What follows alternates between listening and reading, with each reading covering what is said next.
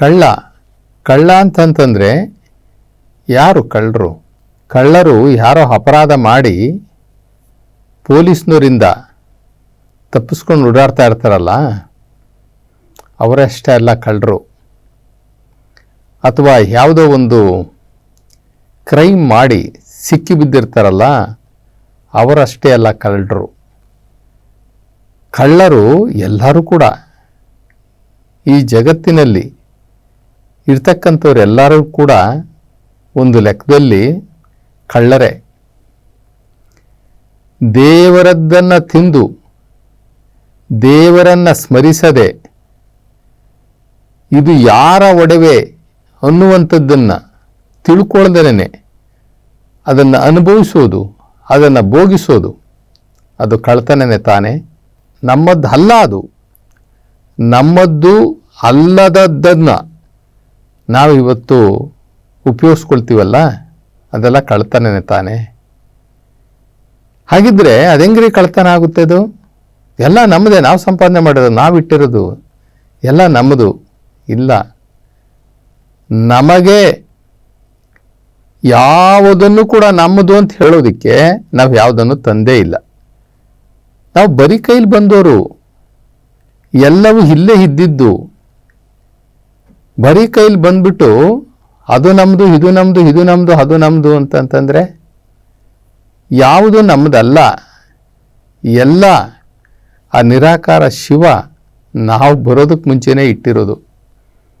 ಈ ಭೂಮಿಯಲ್ಲಿ ಏನೇನು ವಸ್ತುಗಳಿದಾವೋ ಅವೆಲ್ಲವೂ ಕೂಡ ದೇವನ ಸೊತ್ತು, ಶಿವನ ಸೊತ್ತು. ಶಿವನೊಬ್ಬನೇ ಮಾಲೀಕ. ಅವನಿಗೆ ನಾವು ಧನ್ಯವಾದ ಹೇಳದೆ, ನಾವು ಅವನನ್ನು ಸ್ಮರಣೆ ಮಾಡದೆ, ಅವನ ಹೆಸರನ್ನು ಹೇಳದೆ, ಅವನ ಮಾಲೀಕತ್ವವನ್ನು ತಿಳಿದುಕೊಳ್ಳದೆ ನಾವು ಅದನ್ನು ಅನುಭವಿಸ್ತೀವಲ್ಲ, ಅದು ಕಳ್ಳತನಕ್ಕೆ ಸರಿಸಮಾನವಾದಂಥದ್ದು.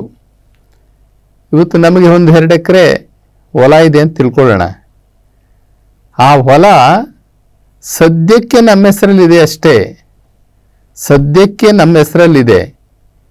ಆ ಹೊಲ ಈ ಹಿಂದೆ ಯಾರದ್ದೋ ಹೆಸರಲ್ಲಿತ್ತು, ಅದರ ಅನುಭೋಗ ಬೇರೆಯವ್ರ ಹೆಸರಲ್ಲಿತ್ತು, ಮಾಲೀಕತ್ವ ಬೇರೆಯವ್ರ ಹೆಸರಲ್ಲಿತ್ತು, ಅದನ್ನು ಉಳುಮೆ ಬೇರೆಯವ್ರು ಮಾಡ್ತಾಯಿದ್ರು. ಈಗ ನಾನು ಉಳುಮೆ ಮಾಡ್ತಾ ಇದ್ದೀನಿ, ನಾನು ಅದನ್ನು ಬಳಕೆ ಮಾಡ್ತಾ ಇದ್ದೀನಿ. ಅದರಲ್ಲಿ ವಿಧ ವಿಧವಾಗಿರ್ತಕ್ಕಂಥ ದವಸ ಧಾನ್ಯಗಳನ್ನ ಬೆಳ್ಕೊಂಡು ತಿಂತಾ ಇದ್ದೀನಿ. ಆದರೆ ಮುಂದಕ್ಕೆ ಅದು ಬೇರೆಯವರ ಸೊತ್ತಾಗುತ್ತೆ, ಬೇರೆಯವರ ಜಮೀನಾಗುತ್ತೆ. ಇಲ್ಲಿ ಮಾಲೀಕತ್ವ ಅನ್ನೋದು ಯಾರಿಗೂ ಇಲ್ಲ, ಎಲ್ಲರೂ ಕೂಡ ಬಳಕೆದಾರರು. ಹಾಗಾದರೆ ಮಾಲೀಕ ಯಾರು? ಮಾಲೀಕ ಆ ನಿರಾಕಾರ ಪರಮಾತ್ಮ ಶಿವ. ಇದು ಶಿವನ ಸೊತ್ತು, ಇದು ಶಿವನದ್ದು. ಈ ಜಗತ್ತಿನಲ್ಲಿ ಇರುವುದೆಲ್ಲ ಅವನ ಸೊತ್ತು. ಭೂಮಿ, ಆಕಾಶ, ಜೊತೆಗೆ ಸಮುದ್ರ, ಸಮುದ್ರದ ತಳದಲ್ಲಿರ್ತಕ್ಕಂಥ ಮುತ್ತು ರತ್ನಗಳು ಎಲ್ಲವೂ ಕೂಡ ಅವನ ಸೊತ್ತು. ನಾವು ಒಂದು ಪ್ರಯಾಣ ಮಾಡ್ತಾ ಇರ್ತೀವಿ. ಆ ಪ್ರಯಾಣ ಮಾಡ್ತಾ ಇರುವಾಗ ಯಾರೋ ಒಬ್ಬರಿಗೆ ಬೀಡಿನೋ ಅಥವಾ ಸಿಗರೇಟೋ ಸೇದುವಂತಹ ಚಟ ಇರ್ತದೆ. ಇವ್ರ ಹತ್ರ ಸಿಗರೇಟ್ ಇರ್ತದೆ, ಬೆಂಕಿ ಪಟ್ಟಣ ಇರಲ್ಲ. ಇವನು ಆ ಕಡೆ ಈ ಕಡೆ ನೋಡ್ತಾನೆ, ಏನು ಮಾಡೋದು, ಈ ಸಿಗರೇಟ್ ಹಚ್ಚಬೇಕು, ಬೆಂಕಿ ಪಟ್ಟಣ ನನ್ನ ಹತ್ರ ಇಲ್ವಲ್ಲ ಅಂತ. ಇನ್ನೊಬ್ಬ ಯಾರೋ ಒಬ್ಬ ಸಿಗರೇಟನ್ನು ಕುಡಿತಾ ಇರ್ತಾನೆ. ಇವನ ಹತ್ರ ಹೋಗ್ಬಿಟ್ಟು ಸ್ವಲ್ಪ ಬೆಂಕಿ ಕೊಡಿ, ಹಚ್ಕೊಳ್ತೀನಿ ನಂದು ಅಂತ ಅಂತಾನೆ. ಅವನ ಹತ್ರ ಆ ಸಿಗರೇಟ್ ಇಸ್ಕೊಂಡು ಇವನು ಸಿಗರೇಟನ್ನು ಹಚ್ಕೊಳ್ತಾನೆ. ವಾಪಸ್ ಕೊಡುವಾಗ ಸುಮ್ಮನೆ ಕೊಡ್ತಾನ, ಅವನಿಗೆ ಧನ್ಯವಾದ ಹೇಳ್ತಾನೆ, ಥ್ಯಾಂಕ್ಸ್ ಅಂತ ಹೇಳ್ತಾನೆ. ನಮ್ಮ ಸಿಗರೇಟ್ ಹಚ್ಕೊಳ್ಳಿಕ್ಕೆ ಇನ್ನೊಂದು ಉರಿತಾ ಇರ್ತಕ್ಕಂಥ ಬೆಂಕಿ ಇರ್ತಕ್ಕಂಥ ಸಿಗರೇಟ್ ಕೊಟ್ಟಿದ್ದಕ್ಕೇ ನಾವು ಅವನಿಗೆ ಥ್ಯಾಂಕ್ಸ್ ಹೇಳ್ತೀವಿ. ಅದು ನಮ್ಮ ಮೈ ಸುಟ್ಕೊಳ್ಳೋದು, ಅದೇ ನಮ್ಮೇನು ಆರೋಗ್ಯಕ್ಕೆ ಒಳ್ಳೇದಲ್ಲ, ಅದು ನಮ್ಮ ಮೈ ಸುಟ್ಕೊಳ್ಳೋವಂಥದ್ದು. ಮೈ ಸುಟ್ಕೊಳ್ಳುವಂತಹ ಸಿಗರೇಟ್ ಕೊಟ್ಟಂತಹ ಅವನಿಗೆ ನಾವು ಥ್ಯಾಂಕ್ಸ್ ಹೇಳ್ತೀವಿ ಅಂದರೆ, ನಾವು ಸಾಯವರೆಗೂ ಅಂದರೆ ಹುಟ್ಟಿದಾಗಿಂದ ಸಾಯವರೆಗೂ ಉಪಯೋಗಿಸುವಂತಹ ನೀರು, ಗಾಳಿ, ಈ ಭೂಮಿ, ಈ ಆಕಾಶ, ಎಲ್ಲವೂ ಕೂಡ ನಾವು ತಿನ್ನುವಂತಹ ಆಹಾರ ನಾವು ತೊಗೊಂಡು ಬಂದಿದ್ವಾ? ಬಿತ್ತನೆ ಬೀಜ ನಾವು ತೊಗೊಂಡು ಬಂದಿದ್ವಾ? ಭೂಮಿಗೆ ಹೋಗ್ತಾ ಇದ್ದೀನಪ್ಪ, ಭೂಮಿನಲ್ಲಿ ಒಂದು 100 ವರ್ಷ ಬದುಕಿರ್ತೀನಿ, ಅಲ್ಲಿ ನನಗೆ ಬೇಕಲ್ಲ ಭತ್ತ, ರಾಗಿ, ಗೋಧಿ, ಕಾಳು, ಕಡ್ಡಿ ಇವೆಲ್ಲ ಬೇಕಲ್ಲ ಅಂತ ಹೇಳ್ಬಿಟ್ಟು ನಾವು ತಂದ್ವಾ? ಅಥವಾ ಬಟ್ಟೆ ಹಾಕ್ಕೊಳ್ಳೋಕ್ಕೆ ಬಟ್ಟೆ ಬೇಕಾಗುತ್ತೆ, ಅಲ್ಲಿ ಒಂದಿಷ್ಟು ಹತ್ತಿ ಬೀಜ ತೊಗೊಂಡೋಗ್ಬಿಟ್ಟು ಹತ್ತಿ ಬೆಳೆಯೋಣ ಅಲ್ಲಿ ಮಾಡಿದ್ವಾ ನಾವು? ಇಲ್ಲ. ಇದೆಲ್ಲವೂ ಕೂಡ ಶಿವನ ಸೊತ್ತು. ಶಿವನಿಗೆ ನಾವು ಒಂದು ಧನ್ಯವಾದ ಹೇಳದೆ, ಅವನಿಗೆ ಅವನ ಮಾಲೀಕತ್ವವನ್ನು ಒಪ್ಪಿಕೊಳ್ಳದೆ, ಇದೆಲ್ಲ ಅವನದ್ದು ಅನ್ನುವಂಥದ್ದನ್ನು ನಾವು ಒಪ್ಕೊಳ್ದಲೇ ನಾವು ಉಪಯೋಗಿಸುವಂಥದ್ದು ಇದೆಯಲ್ಲ, ಬಳಕೆ ಮಾಡುವಂಥದ್ದು ಇದೆಯಲ್ಲ, ಇದು ಕಳ್ಳತನಕ್ಕೆ ಸರಿಸಮಾನ. ಬರೀ ಕಳ್ಳರು 2 ಥರ ಕಳ್ಳರಿದ್ದೇವೆ. ಈ ಜಗತ್ತಿನ ಜನಕ್ಕೆ ಕಾಣುವಂತೆ ಕಳ್ಳತನ ಮಾಡೋದು, ಇನ್ನೊಂದು ಯಾರು ನೋಡದೇ ಇದ್ದಂಗೆ, ಇದನ್ನು ನಾನು ಯಾರೂ ನೋಡಿಲ್ಲ ಕಳ್ಳತನ ಮಾಡೋದು. ಯಾರದ್ದೋ ಪಕ್ಕದ ಜಮೀನಲ್ಲಿ ಹೋಗಿ ಅಲ್ಲಿರ್ತಕ್ಕಂಥ ಯಾವುದೋ ಒಂದು ವಸ್ತುಗಳನ್ನು, ಆಹಾರ ಪದಾರ್ಥಗಳನ್ನು ಅಥವಾ ಹಣ್ಣು ಹಂಪಲುಗಳನ್ನು ಕಾಣದೇ ಇರಂಗೆ ನಾವು ಕದ್ಕೊಂಡು ಬರಬಹುದು. ಆದರೆ ನಾವು ನೋಡೋನೊಬ್ಬ ಇದ್ದಾನೆ ಅನ್ನೋದು ನಮಗೆ ಗೊತ್ತೇ ಇಲ್ಲ. ಅವರು ಹಪ್ಪಿತಪ್ಪಿ ಆ ಹೊಲದ ಮಾಲೀಕ ನೋಡಿದ್ರೆ ಹೋಗ್ತಾನೆ, ಕಂಪ್ಲೇಂಟ್ ಕೊಡ್ತಾನೆ, ಸಾಕ್ಷಿ ಸಮೇತ ಹಿಡಿತಾನೆ. ಅದು ಒಂದು ಕಂಪ್ಲೇಂಟ್ ಆಯಿತು. ಅದು ನಾವು ಮಾಡ್ಕೊಂಡಿರ್ತಕ್ಕಂಥ ಮನುಷ್ಯ ಮಾಡ್ಕೊಂಡಿರ್ತಕ್ಕಂಥ ಕಾನೂನು ವ್ಯವಸ್ಥೆಗಳು ಅವೆಲ್ಲ, ಪೊಲೀಸು, ಕೋರ್ಟು, ಕಚೇರಿ. ಆದರೆ ನಾವು 2 ಕೋರ್ಟ್ಗಳಿಗೆ ನಾವು ಹಾಜರಾಗಬೇಕಾಗುತ್ತೆ. 2 ಕೋರ್ಟ್ ಇದ್ದಾವೆ. ಒಂದು ಶಿವನ ಕೋರ್ಟು ಅಂದರೆ ಡಿವೈನ್ ಕೋರ್ಟ್, ಶಿವನ ಕೋರ್ಟು, ಅಲ್ಲಿ ಅವನ ನ್ಯಾಯಾಧೀಶ. ಇನ್ನೊಂದು ನಾವೇ ಮಾಡ್ಕೊಂಡಿರ್ತಕ್ಕಂಥ ಈ ಜಗತ್ತಲ್ಲಿ, ನಮ್ಮ ಸಮಾಜದಲ್ಲಿ, ನಮ್ಮ ಪರಿಸರದಲ್ಲಿ, ನಮ್ಮ ಆಡಳಿತದಲ್ಲಿ ನಾವು ಮಾಡ್ಕೊಂಡಿರ್ತಕ್ಕಂಥ ಇನ್ನೊಂದು ವ್ಯವಸ್ಥೆ, ಪೊಲೀಸ್ ಸ್ಟೇಷನ್ನು, ಲಾಯರು, ಅದು ಇದು ಅಂತ ಮಾಡ್ಕೊಂಡಿದ್ದೀವಿ. ನಾವು ಗೊತ್ತಿದ್ದಂಗೆ ತಗಲಾಕ್ಕೊಂಡ್ರೆ ಪೊಲೀಸ್ನವರು ಬಂದು ಎಳ್ಕೊಂಡು ಹೋಗ್ತಾರೆ. ಅಂದರೆ ನಾವು ಗೊತ್ತಿಲ್ಲದಂತೆ, ಯಾರೂ ಗೊತ್ತಿಲ್ಲದಂತೆ ನಾವು ತಪ್ಪು ಮಾಡಿದ್ದೀವಿ, ಕಳ್ಳತನ ಮಾಡಿದ್ದೀವಿ, ಮೋಸ ಮಾಡಿದ್ದೀವಿ, ಅನ್ಯಾಯ ಮಾಡಿದ್ದೀವಿ ಅಂತಂದರೆ ಅದು ಯಾರೂ ನೋಡಿಲ್ಲ ಅಂದ್ರೂ ಸಹ ದೇವರು ನೋಡಿರ್ತಾನೆ. ನಮಗಿರೋದು 2 ಕಣ್ಣು, ದೇವರಿಗೆ ಕೋಟಿ ಕೋಟಿ ಕಣ್ಣು. ಅವನ ಕಣ್ಣನ್ನು ತಪ್ಪಿಸಿ ಅವನಿಗೆ ಗಮನಕ್ಕೆ ಬಾರದೆ ಯಾರೊಬ್ಬರೂ ಕೂಡ ಏನೂ ಮಾಡಲಿಕ್ಕಾಗೋದಿಲ್ಲ. ನಾವು ಅಂದುಕೊಳ್ಳೋದಷ್ಟೇ ಅಲ್ಲ, ಬಾಯಿನಲ್ಲಿ ಹೇಳೋದಷ್ಟೇ ಅಲ್ಲ, ಮನಸ್ಸಿನಲ್ಲಿ ಅಂದುಕೊಳ್ಳೋದನ್ನು ಸಹ ರೆಕಾರ್ಡ್ ಆಗುತ್ತೆ. ಗುಪ್ತವಾಗಿ, ಸುಪ್ತವಾಗಿ ನಮ್ಮ ಒಳಗಡೆ ಆ ಭಗವಂತ, ಆ ಶಿವ ರೆಕಾರ್ಡ್ ಇಟ್ಟಿದ್ದಾನೆ. ಅದಕ್ಕೆ ಕಾರಣ ಶರೀರ ಅಂತ ಕರೀತಾರೆ. ನಮ್ಮದು 3 ಶರೀರಗಳಿದ್ದಾವೆ. ಒಂದು ಸ್ಥೂಲ ಶರೀರ, ಅಂದರೆ ಈಗ ತೋರುವಂತಹ ಈ ಸ್ಥೂಲ ಶರೀರ, ಸೂಕ್ಷ್ಮ ಶರೀರ ಮತ್ತು ಕಾರಣ ಶರೀರ. ಆ ಕಾರಣ ಶರೀರದಲ್ಲಿ ಪ್ರತಿಯೊಂದೂ ಕೂಡ ನಾವು ಮಾಡುವಂತಹ ಪ್ರತಿಯೊಂದು ಕೆಲಸನೂ ಕೂಡ ಅನ್ಯಾಯ, ಮೋಸ, ಒಳ್ಳೆಯದು, ಕೆಟ್ಟದ್ದು ಎಲ್ಲವೂ ಕೂಡ ರೆಕಾರ್ಡ್ ಆಗುತ್ತೆ. ನಾವು ಅಂದ್ಕೊಂಡಿದ್ದೂ ಕೂಡ ಅಲ್ಲಿ ರೆಕಾರ್ಡ್ ಆಗುತ್ತೆ. ಅದರಿಂದ ನಾವು ಈ ಮಾನವರಿಗೆ ಹ್ಯಾಮಾರಿಸಬಹುದು, ಅಥವಾ ಮಾನವ ನಿರ್ಮಿತ ಈ ಕಾನೂನುಗಳನ್ನ ನಾವು ಎದುರಿಸಬಹುದು, ಅಥವಾ ಅದಕ್ಕೆ ಮೋಸ ಮಾಡ್ಬೋದು, ಮಣ್ಣೆರ್ಚಬಹುದು. ಆದರೆ ದೇವನ ನ್ಯಾಯಾಲಯದಲ್ಲಿ ಯಾರೊಬ್ಬರೂ ಕೂಡ ಅಲ್ಲಿಂದ ತಪ್ಪಿಸ್ಕೊಳ್ಳೋದಕ್ಕೆ ಸಾಧ್ಯವಿಲ್ಲ. ಆದ್ದರಿಂದ ನಾವು ದೇವನಿಗೆ ಕಳ್ಳರೇ ಆಗಿದ್ದೀವಿ. ನಾವು ಅವನಿಗೆ ಒಂದು ದಿನನೂ ಕೂಡ ಧನ್ಯವಾದನೆ ಹೇಳಿಲ್ಲ. ನಾವು ಬೆಳಗ್ಗೆ ಎದ್ದರೆ ನಾಷ್ಟ ಮಾಡ್ತೀವಿ, ಮಧ್ಯಾಹ್ನ ಒಂದು ಊಟ, ರಾತ್ರಿ ಒಂದು ಊಟ, ಎಲ್ಲವನ್ನು ಕೂಡ ಅನುಭವಿಸ್ತೀವಿ.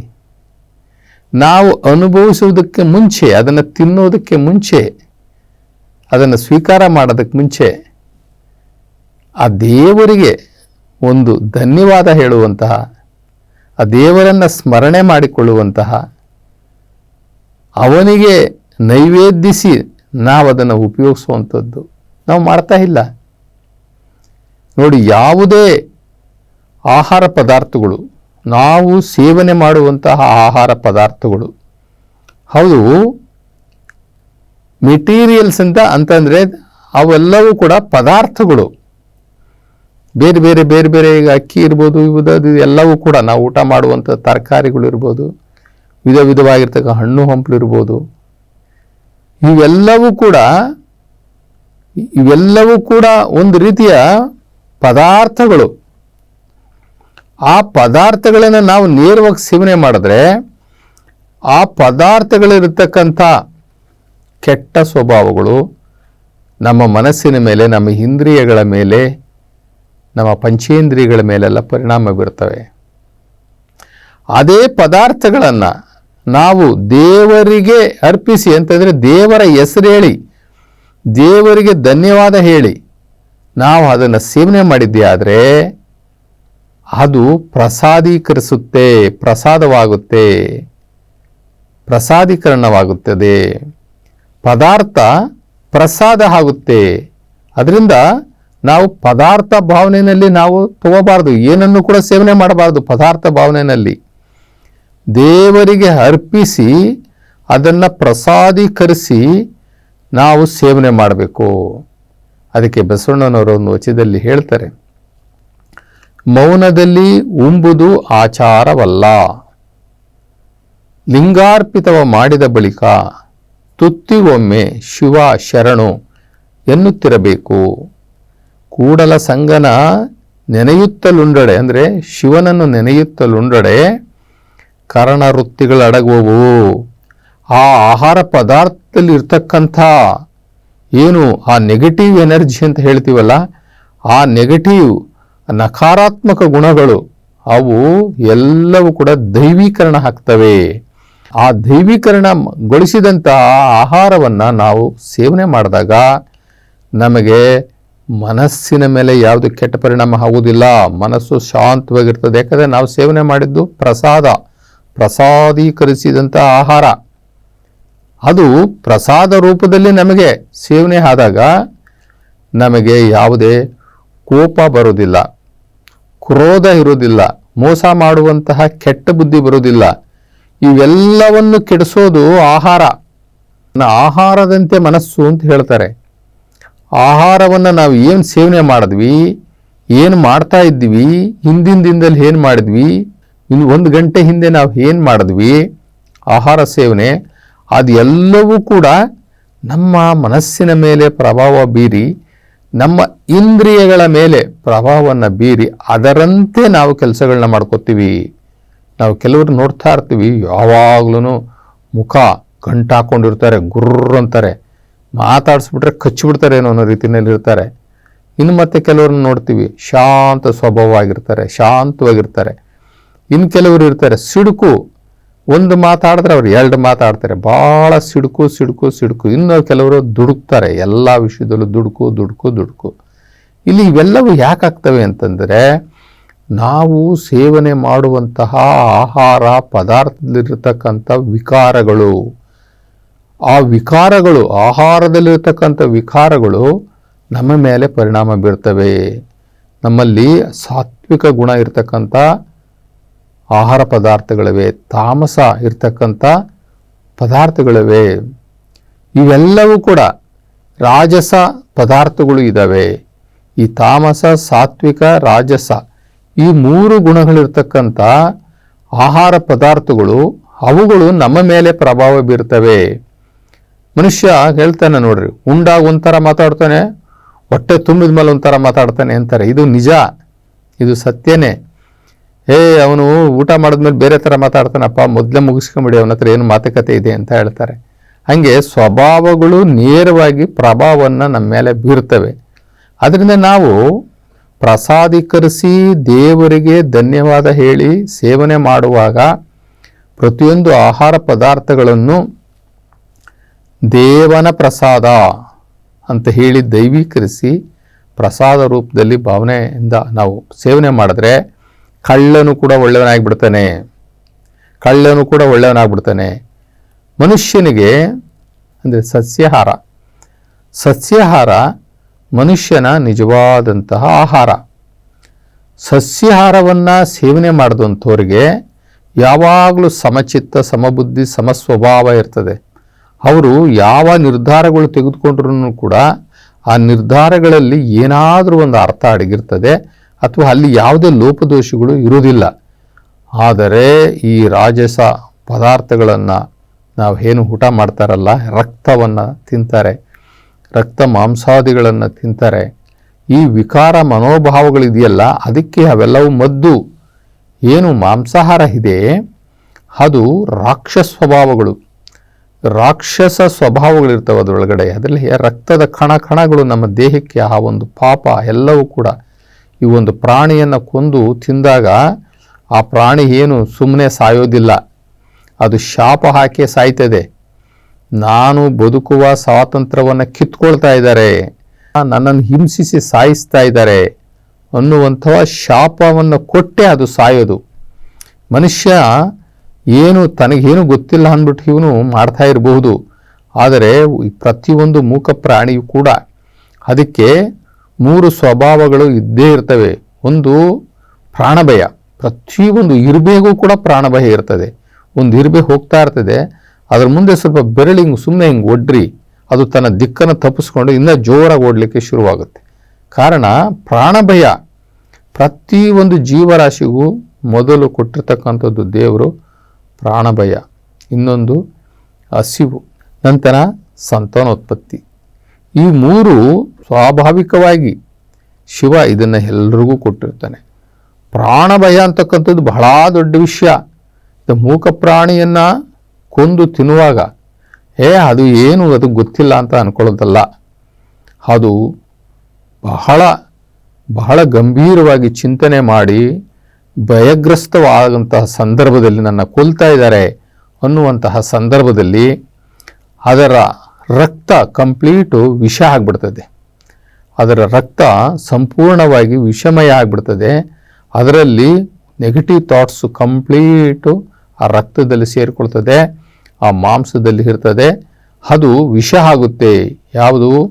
ಅದು ಯಾವಾಗ ಭಯ ಪಟ್ಕೊಳ್ಳುತ್ತೆ ಆ ಮೃಗ ಅಥವಾ ಆ ಪ್ರಾಣಿ ಏನು ಭಯ ಪಟ್ಕೊಳ್ಳುತ್ತೆ, ಆವಾಗ ಸಂಪೂರ್ಣವಾಗಿ ಅದರ ಶರೀರದಲ್ಲಿರ್ತಕ್ಕಂಥ ಎಲ್ಲ ರಕ್ತದ ಕಣಗಳು ಕೂಡ ವಿಷವಾಗಿ ಪರಿವರ್ತನೆ ಆಗಿಬಿಡ್ತವೆ.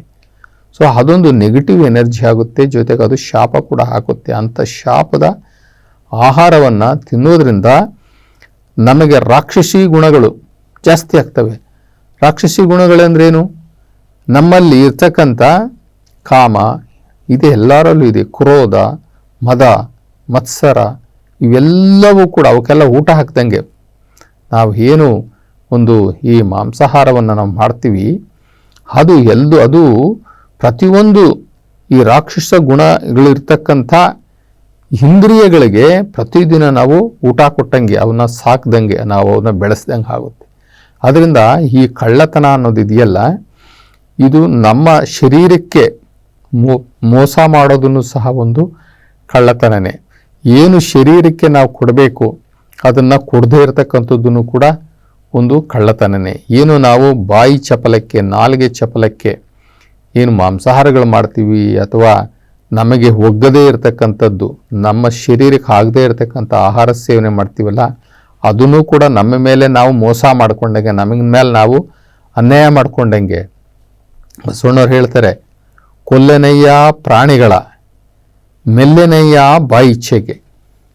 ಇದು ಏನು ನಾವು ಬೇರೆ ನಾವು ಮಾಂಸಾಹಾರಗಳಲ್ಲಿ ನಾವು ಅನೇಕ ವಿಧಗಳನ್ನು ಮಾಡಿಕೊಂಡು ಎಲ್ಲ ಊಟ ಮಾಡ್ತಾರಲ್ಲ, ಇದು ನಾಲಿಗೆ ಇಚ್ಛೆಗೆ ನಾಲಿಗೆಯನ್ನು ತೃಪ್ತಿಪಡಿಸ್ಲಿಕ್ಕೆ ಇವೆಲ್ಲ ಮಾಡ್ತಾರೆ. ಹೊಟ್ಟೆ ತುಂಬೋದಕ್ಕಲ್ಲ, ಅದನ್ನು ಯಾರು ಕೂಡ ಮಾಂಸನೇ ತಿಂದು ಬದುಕಿರೋರು ಯಾರೂ ಇಲ್ಲ. ಅಥವಾ ಹೊಟ್ಟೆ ಹಸಿವಿಗೋಸ್ಕರ ನಾನು ಪ್ರಾಣಿಗಳನ್ನು ಕೊಲ್ತಾ ಇದ್ದೀನಿ ಅನ್ನೋಂಥದ್ದು ಬಹಳ ಅಪರೂಪ. ನಾಲಿಗೆ ಇಚ್ಛೆಗೆ ಪ್ರಾಣಿಗಳನ್ನು ಕೊಲ್ತಾರೆ, ಹೊಟ್ಟೆ ತುಂಬ ಅನ್ನವನ್ನು ಊಟ ಮಾಡ್ತಾರೆ. ಹೊಟ್ಟೆಗೆ ಅನ್ನ ಬೇಕು ಅಷ್ಟೇ. ಅವ್ರು ಏನೇ ತಿಂದರು ಏನೇ ಮಾಡಿದ್ರೂ ಕೂಡ ಕೊನೆಗೆ ಅವನು ಬರೋದು ರಸ ಅನ್ನಕ್ಕೆ, ಸಾಂಬಾರು ಅನ್ನಕ್ಕೆ ಬರ್ತಾನೆ. ಅದೇ ಸಾಂಬಾರು ಅನ್ನನ, ರಸ ಅನ್ನನ ಹೊಟ್ಟೆ ತುಂಬ ಊಟ ಮಾಡಿದ್ರೆ ಆರೋಗ್ಯ. ನಾವು ನಾಲ್ಕಾಣಿ ನಾಲ್ಗೆಗೆ ನಾವು ಇನ್ನು 75 ಭಾಗ ಇರತಕ್ಕಂಥ ಶರೀರವನ್ನು ನಾವು ಬಲಿ ಕೊಡ್ತೀವಲ್ಲ, ಇದು ಒಂದು ಕಳ್ಳತನನೇ. ಆದರೆ ಏನೇ ಇರಬಹುದು, ನಾವೆಲ್ಲರೂ ಕೂಡ ದೇವರಿಗೆ ಸಾಲಗಾರರು. ಎಷ್ಟು ಸಾಲ ಮಾಡಿದ್ದೀವಿ ದೇವರ ಹತ್ರ ಅಂತಂತಂದರೆ, ಇನ್ನು ಎಷ್ಟು ಜನ್ಮ ಎತ್ತಿ ಬಂದ್ರೂ ಕೂಡ ನಾವು ಆ ಸಾಲ ತೀರಿಸ್ಲಿಕ್ಕೆ ಆಗೋದಿಲ್ಲ. ಅಷ್ಟು ಸಾಲ ಮಾಡಿದ್ದೀವಿ ನಾವು. ಪ್ರತಿ ಜನ್ಮದಲ್ಲೂ ಸಾಲ ಮಾಡಿದ್ದೀವಿ, ಈ ಜನ್ಮದಲ್ಲೂ ಸಾಲ ಮಾಡಿದ್ದೀವಿ. ಅವನನ್ನು ನೆನೆಯದೆ, ಅವನಿಗೆ ಧನ್ಯವಾದವನ್ನು ಹೇಳದೆ, ಅವನು ಇಟ್ಟಿರ್ತಕ್ಕಂಥ ಆಹಾರ ಪದಾರ್ಥಗಳಿಂದ ಹಿಡ್ಕೊಂಡು ಪ್ರತಿಯೊಂದನ್ನು ಕೂಡ ನಾವು ಅನುಭವಿಸ್ತಾ ಇದ್ದೀವಲ್ಲ. ಈಗ ಸೂರ್ಯನ ಬೆಳಕಿಲ್ಲದಲ್ಲೇ ನಾವು ಬದುಕಲಿಕ್ಕೆ ಸಾಧ್ಯನಾ? ಸೂರ್ಯನ ನಾವು ಇಟ್ಟಿದ್ದೀವ? ಗಾಳಿಯನ್ನು ನಾವು ಇಟ್ಟಿದ್ದೀವ? ನೀರನ್ನು ನಾವು ತಯಾರು ಮಾಡಿದ್ವಿ. ಮಾನವ ತಯಾರು ಮಾಡಿದ್ನ ನೀರನ್ನು? ಗಾಳಿನ ಮನುಷ್ಯ ತಯಾರು ಮಾಡಿದ್ನ? ಸೂರ್ಯನ ಬೆಳಕನ್ನು ಮನುಷ್ಯ ತಯಾರು ಮಾಡಿದ್ನ? ಈ ಭೂಮಿಯನ್ನು ಮನುಷ್ಯ ತಯಾರು ಮಾಡಿದ್ನ? ಇವೆಲ್ಲವೂ ಯಾರ ಕೊಡುಗೆಗಳು? ಇವೆಲ್ಲವೂ ಕೂಡ ಯಾರ ಸೊತ್ತು? ಇವೆಲ್ಲವನ್ನು ಉಪಯೋಗಿಸುವಂತಹ ನಾವು ಆ ಶಿವನಿಗೆ ದಾಸರಾಗಿ, ಆ ಶಿವನಿಗೆ ಶರಣಾಗಿ, ಆ ಶಿವನಿಗೆ ನಾವು ಸರೆಂಡರ್ ಆಗಬೇಕು. ಯಾವ ರೀತಿ ಸರೆಂಡರ್ ಆಗಬೇಕಪ್ಪ ಅಂತಂದರೆ, ಎನ್ನ ವಾಮಕ್ಷೇಮ ನಿಮ್ಮದಯ್ಯ, ಎನ್ನ ಆನಿವೃದ್ಧಿ ನಿಮ್ಮದಯ್ಯ, ಎನ್ನ ಮಾನ ಅಪಮಾನ ನಿಮ್ಮದಯ್ಯ, ಬಳ್ಳಿಗೆ ಕಾಯಿ ದಿಮ್ಮಿತ್ತೇ ಶಿವ ಕೂಡಲ ಸಂಗಮ ದೇವ. ಆಡಿದೊಡೆಯನ್ನೊಡೆಯನ ಹಾಡುವೆ, ಬೇಡಿದೊಡೆಯನ್ನೊಡೆಯನ ಬೇಡುವೆ, ಒಡೆಯಂಗ್ ಒಡಲ ತೋರಿ ಎನ್ನ ಬಡತನವ ಭಿನ್ನಯಿಸುವೆ, ಒಡೆಯ ಮಹಾದಾನಿ ಶಿವ ಕೂಡಲ ಸಂಗಮ ದೇವನಿಗೆ ಸೆರಗೊಡ್ಡಿ ಬೇಡುವೆ. ಯಾಕೆ ಅಂತಂದರೆ ಅವನೇ ತಂದೆ, ಅವನೇ ತಾಯಿ, ಅವನೇ ಬಂಧು, ಅವನೇ ಬಳಗ. ಬಸವಣ್ಣನವರು ಶರಣರು ಈ ರೀತಿಯಾಗಿ ಕೊನೆಯದಾಗಿ ಇನ್ನೇನು ಚಾನ್ಸೇ ಇಲ್ಲ, ನಾವು ಮಾಡಿದ ಪಾಪಗಳಿಂದ ನಾವು ತಪ್ಪಿಸ್ಕೊಳ್ಳೋದಕ್ಕೆ ಚಾನ್ಸೇ ಇಲ್ಲ ಅಂತ ಕಂಡು ಬಂದಾಗ, ಆವಾಗ ಪ್ರತಿಯೊಬ್ಬರೂ ಕೂಡ ಶರಣರಾಗದೇ ಇದ್ದರೆ, ಶಿವನಿಗೆ ಮೊರೆ ಹೋಗದೇ ಇದ್ದರೆ ಖಂಡಿತ ನಮಗೆ ಮತ್ತೆ ಮರುಹುಟ್ಟು ಜೊತೆಗೆ ಅಪರಾಧಕ್ಕೆ ನಾವು ತಗಲಾಕೊಳ್ತೀವಿ. ಶರಣರು ಹೇಳ್ತಾರೆ, ನೀನು ಶರಣಾಗ್ಬಿಡು, ನೀನು ಸರೆಂಡರ್ ಆಗು, ಬೇಗ ದೇವ್ರಿಗೆ ಸರೆಂಡರ್ ಆಗ್ಬಿಡು. ಸರೆಂಡರ್ ಆಗೋದಕ್ಕೆ ಅಂದು ಹಿಂದು ಮತ್ತೊಂದು ದಿನ ಅನ್ನಬೇಡ. ಅಂದು ಹಿಂದು ಇವತ್ತು ಹಾಕ್ತೀನಿ, ನಾಳೆ ಹಾಕ್ತೀನಿ, ಮತ್ತೊಂದು ದಿನ ಹಾಕ್ತೀನಿ ಅನ್ನಬೇಡ. ಶರಣಾಗುವವನಿಗೆ ದಿನ ಹಿಂದೆ. ಶಿವನಿಗೆ ಸರೆಂಡರ್ ಆಗೋದಕ್ಕೆ ಇವತ್ತೇ. ನೋಡಿ, ಸಾಮಾನ್ಯವಾಗಿ ನಾವು ಹೊರಗಡೆ ಜಗತ್ತಲ್ಲಿ ನಾವೇನು ಕಾನೂನುಗಳು ಮಾಡ್ಕೊಂಡಿದ್ದೀವಲ್ಲ, IPC ಸೆಕ್ಷನ್ಸ್ ಮಾಡ್ಕೊಂಡಿದ್ದೀವಲ್ಲ, ಅವನು ಸರೆಂಡರ್ ಆದರೆ ಅವನಿಗೆ ಸ್ವಲ್ಪ ಕನ್ಸೆಷನ್ ಉಂಟು ಶಿಕ್ಷೆನಲ್ಲಿ. ಅವನು ತಪ್ಪಿಸ್ಕೊಂಡು ಹೋಗಿ ಪೊಲೀಸ ಅರೆಸ್ಟ್ ಮಾಡಂಗೆ ಕರ್ಕೊಂಬಂದ್ರೆ ಅವಾಗ ಯಾವ ಕನ್ಸೆಷನ್ನು ಇಲ್ಲ.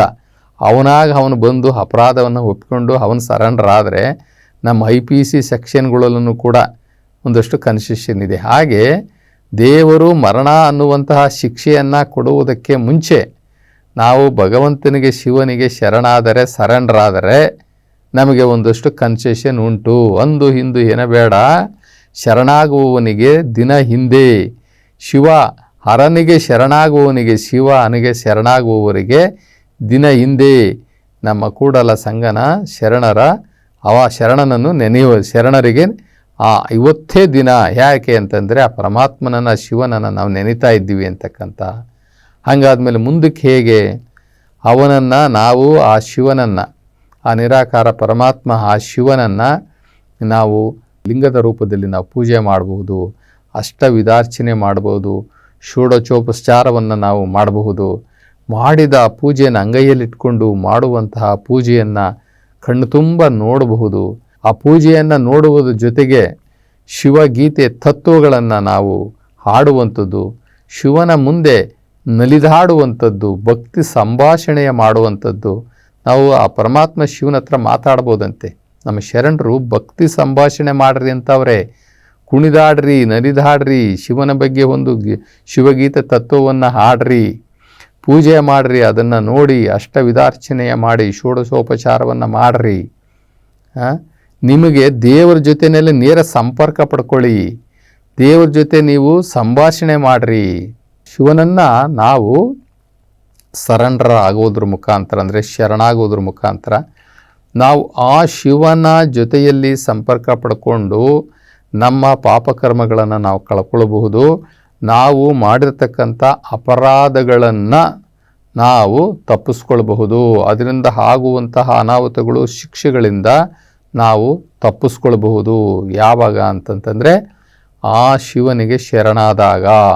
ಕಳ್ಳ ಅಂತಂತಂದರೆ ಬೇರೆ ಯಾರೂ ಅಲ್ಲ, ಶಿವನನ್ನು ನೆನೆಯದೆ ಜೀವಿಸುವವನು, ಶಿವನನ್ನು ನೆನೆಯದೆ ಭೋಗಿಸುವವನು, ಶಿವನನ್ನು ನೆನೆಯದೆ ಜೀವನ ಮಾಡುವಂಥವನು.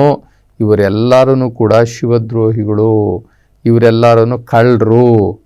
ಯಾಕೆಂದರೆ ತಿಂದಿದ್ದು ಒಬ್ಬರದು, ಥ್ಯಾಂಕ್ಸ್ ಹೇಳೋದು ಒಬ್ಬರದು. ಏನು ಮಾಡ್ತಾರೆ, ಇದೆಲ್ಲ ಶಿವನ ಸೊತ್ತು, ಇದನ್ನೆಲ್ಲ ತಿಂದುಬಿಟ್ಟು ಇವರೇ ನಿರ್ಮಾಣ ಮಾಡಿಕೊಂಡಿರ್ತಕ್ಕಂಥ, ಇವರ ಒಂದು ಅರಿವಿನಲ್ಲಿ ಮಾಡಿಕೊಂಡಿರ್ತಕ್ಕಂಥ ಈ ದೇವತೆಗಳಿಗೆ ಇವರು ಧನ್ಯವಾದ ಹೇಳಲಿಕ್ಕೆ ಹೋಗ್ತಾರೆ. ದೇವತೆಗಳು ದೇವರಲ್ಲ, ದೇವನಿಗೆ ಗುಡಿ ಕಟ್ಟಕ್ಕಾಗೋದಿಲ್ಲ. ದೇವನು ನೆನೆದವರ ಮನದಲ್ಲಿ ಇರ್ತಾನೆ. ಅವನಿಗೆಲ್ಲೂ ಕೂಡ ನಾವು ಬೇರೆ ಜಾಗದಲ್ಲಿ ಹುಡ್ಕೊಂಡು ಹೋಗ್ಲಿಕ್ಕೆ ಆಗೋದಿಲ್ಲ, ಬೇರೆ ದೇವಸ್ಥಾನಗಳಿಗೆ ಹೋಗೋಕ್ಕಾಗೋದಿಲ್ಲ, ಅಥವಾ ಯಾವುದೋ ತೀರ್ಥಯಾತ್ರೆಗೆ ಹೋಗ್ಲಿಕ್ಕೂ ಆಗೋದಿಲ್ಲ. ಮತ್ತು ದೇವರು ಹೇಗೆ, ನೀವು ನೆನೆದರೆ ಸಾಕು, ನಂಬಿ ಕರೆದರೆ ಓ ಎನ್ನನೇ ಶಿವನು. ನಂಬಿ ಅವನನ್ನು ನೆನೆಸ್ಕೊಂಡ್ರೆ ಸಾಕು, ಬೆಳಕಿನ ರೂಪದಲ್ಲಿ ಈ ಬ್ರಹ್ಮಾಂಡದ ತುದಿಯಲ್ಲಿ ಇರ್ತಕ್ಕಂತಹ ಪರಮಾತ್ಮ ನಿರಾಕಾರ ಶಿವನನ್ನು ಒಮ್ಮೆ ಮನಸ್ಸಿನಲ್ಲಿ ನೆನೆಸಿಕೊಂಡ್ರೆ ಸಾಕು, ಅವನು ನಮ್ಮ ಮನಸ್ಸಿನಲ್ಲೇ ಪ್ರಕಟಣೆ ಆಗಿಬಿಡ್ತಾನೆ. ಆದ್ದರಿಂದ ನಾವು ಯಾವಾಗಲೂ ಬಂದು ಪೊಲೀಸ್ನವ್ರು ಬಂದು ನಮ್ಮನ್ನು ಎಲ್ಲಿದ್ದಾರೆ ಅಂತ ಹುಡುಕಿ ವಾರೆಂಟ್ ತಂದು ಅರೆಸ್ಟ್ ಮಾಡಿ ಕರ್ಕೊಂಡೋಗೋದಕ್ಕೆ ಮುಂಚೆ ಹೆಂಗೆ ಒಬ್ಬ ಅಪರಾಧಿ, ಒಬ್ಬ ಕಳ್ಳ, ಅವನು ಹೋಗಿ ಆ ಕಾನೂನಿಗೆ ತಲೆಬಾಗಿ ಅವನು ಸ್ಟೇಷನ್ಗೆ ಹೋಗಿ ತನ್ನ ಅಪರಾಧವನ್ನು ಒಪ್ಕೊಂಡು ಸರೆಂಡರ್ ಆದರೆ ಅವನಿಗೆ ಯಾವ ಒಂದು ಮಾನ್ಯತೆ ಕೊಡ್ತಾರೋ, ಅವನ ಕಳ್ಳನಾಗಿದ್ರೂ ಕೂಡ ಅವನು ಏನೋ ಮಾಡಿರ್ಬೋದಪ್ಪ ಕಳ್ಳತನ, ಆದರೆ ಪ್ರಾಮಾಣಿಕವಾಗಿ ಬಂದು ಅವನು ತಪ್ಪು ಒಪ್ಕೊಂಡಿದ್ದಾನೆ, ಜೊತೆಗೆ ಅವನು ಮಾಡಿದಂತಹ ಆ ತಪ್ಪಿಗೆ ಕ್ಷಮೆ ಕೇಳಿದ್ದಾನೆ, ಮತ್ತೊಮ್ಮೆ ನಾನು ಮಾಡೋದಿಲ್ಲ ಅನ್ನುವಂತಹ ಮನೋಭಾವವನ್ನು ಇಟ್ಕೊಂಡಿದ್ದಾನೆ ಅನ್ನೋದ್ರ ಮುಖಾಂತರ ಅವನಿಗೆ ಹೇಗೆ ಅವನ ಪಾಪಕರ್ಮಗಳಿಂದ ಅಥವಾ ಅವನಿಗೆ ಹಾಕುವಂತಹ ಸೆಕ್ಷನ್ಸ್ ಏನಿದೆಯಲ್ಲ, ಅಪರಾಧಗಳ ಶಿಕ್ಷೆ ಅದು ಕಡಿಮೆ ಆದಂಗೆ ನಮಗೂ ಕೂಡ ಆ ಪರಮಾತ್ಮ ನಿರಾಕಾರ ಶಿವನಿಗೆ ನಾವು ಸರೆಂಡರ್ ಆದರೆ ನಮ್ಮ ಪಾಪಕರ್ಮಗಳನ್ನು ಸಹ ಆ ನಿರಾಕಾರ ಶಿವ ಮನ್ನಿಸ್ತಾನೆ. ಆದ್ದರಿಂದ ನಾವೆಲ್ಲ ಆ ನಿಟ್ಟಿನಲ್ಲಿ ಸರೆಂಡರ್ ಆಗೋಣ, ಶರಣಾಗೋಣ ಅವರಿಗೆ ಅಂತ ನಾವೆಲ್ಲರೂ ಕೂಡ ನಿರ್ಧಾರ ಮಾಡಬೇಕು.